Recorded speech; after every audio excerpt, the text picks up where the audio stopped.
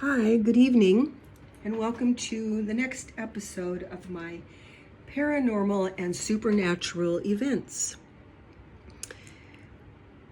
This evening, I'm going to talk about the influences that I think came to me because of those experiences in episode 1. That was a UFO, a ghost spider, and also the influence of Jesus, although, of course, at the time, I did not realize that. So, I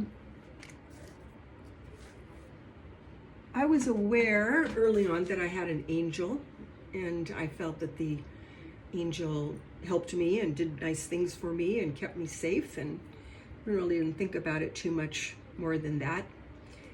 I did go to Sunday school few more times, maybe 4 altogether, with my grandmother, and had some funny experiences inside the big church with her, and found that I could not have the crackers or the grape juice which they were passing around because I was not old enough.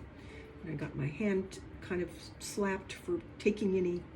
And the people in the church were speaking in tongues, which I thought in part, and I thought that was pretty strange, but I didn't really had no comparison. And what I realized in thinking about these times is that the movies and things of the time really spurred my interest in paranormal things, and I found that I had a childhood experience where when we'd come back from driving down to the ocean, which was about 2 hours away, and my family and I always went to the same beach, and we had a great time there, and we got smoked tuna off the pier, and we went in the water, and it was wonderful. And on the way home, there was a group it was a grove of eucalyptus trees on either side of the road. The road at that time was one lane in each direction. And I was always, by the time we got to that area, it was dark, and I was always terrified because I felt that there were gorillas in those trees and that they were going to get me. And so looking at the movies of that time, I realized that King Kong was filmed in 1933, and I think that had a huge impact on me. I didn't put those two things together until I started thinking about that. And there were a total of 14 King Kong movies at least. So it was quite a thing. And I also got chased by a guy in a gorilla costume at a Halloween event when I was a kid too, so that didn't help. So there was King Kong, and there was The Wizard of Oz, which was put out about 1940, and that was amazing. That was the first movie that switched from black and white to color, and it was a fantastical tale, and there were witches. There was a good witch and a bad witch, and probably most of us know the story of The Wizard of Oz, so I won't go into that. In 1955 or 54, there was a movie, and The Wizard of Oz and the movie Peter Pan, which was actually the filming of a Broadway play. Not that was spooky or scary, but it was, this actually supernatural boy who flew and whatever. So anyway, back then we didn't have any way of viewing these things other than to sit around our television set on the day at the appointed time, and we got to see those movies once a year, every year, for practically certainly my whole young life and into my even probably teens, I would think. And then this movie really affected me. It was called The Beast with Five Fingers. And this movie is about an Italian pianist who had this big house somewhere in Italy, and he had young, pretty nurse, and he had all these relatives who wanted his money. And he got sick, and he was in a wheelchair, and he, in his sickness and his delusion, he ended up rolling himself down a flight of stairs and dying. And what also happened was one of his hands got decapitated in the process. So then there's the good nurse who he wanted to give his money to, and then there were the evil relatives and people who wanted the money. So that after they buried him that night, one of the evil guys decided he was going to destroy the will that gave the sweet nurse all the money, and instead was going to try to steal it. And they found him dead in the morning in the study, and so nobody knew what happened there, and they were freaking out. And then somebody else died, and that they found hand prints all over the floor.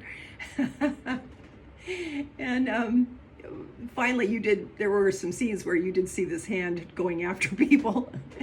And I mean, it's ridiculous. And if I watched it now, I would laugh like I am now because it's so ridiculous. But at the time, that was super scary to me. So how that manifested, and Godzilla manifested in gorillas in the trees, and the beast with 5 fingers manifested as I was scared to leave my hands outside of my covers for years and years. Like even into adulthood, I got used to doing that, just pulling my hands in. And it's because of the beast with 5 fingers. I didn't want it grabbing my hands.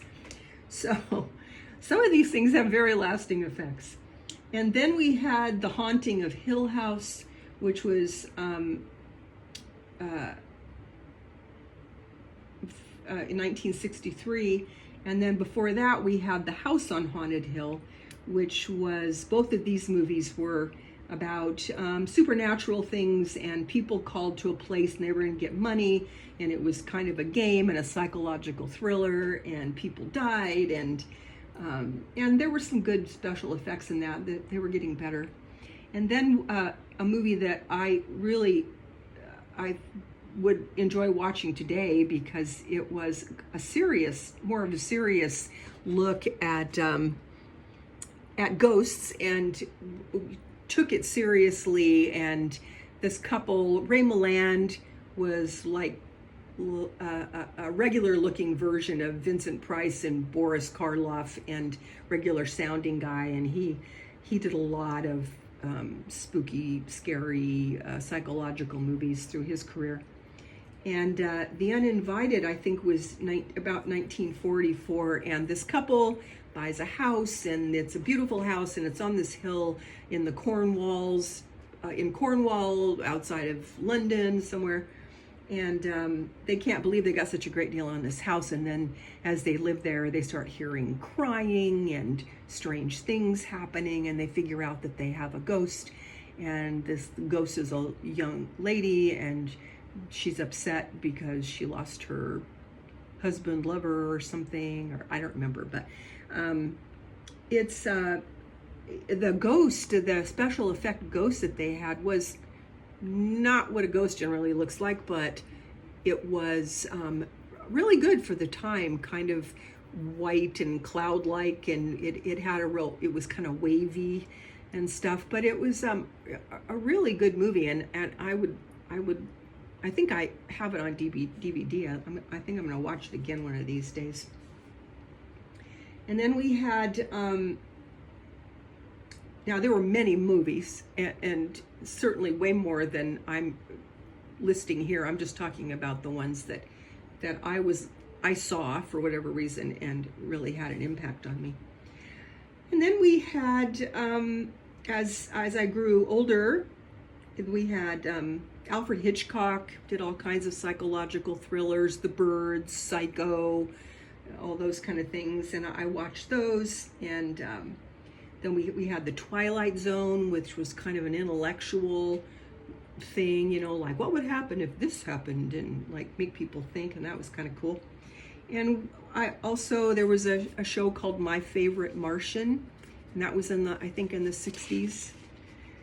And Bewitched, I love that, Samantha, and wrinkling her nose and twitching her nose and getting all those things to happen. And I Dream of Jeannie. She was a cute little genie. And so there was all this, attention being paid to that kind of stuff.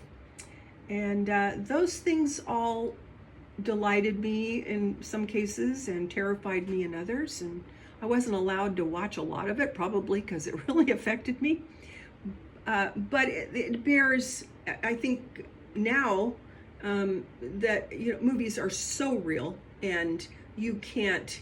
Now we have AI coming in, and things on the internet that you see, you cannot tell the difference between something that's real and something that's generated by AI. So it's just taken on a whole nother level than it did before. So I hope you enjoyed this little walk with me back through my past, and please come with me.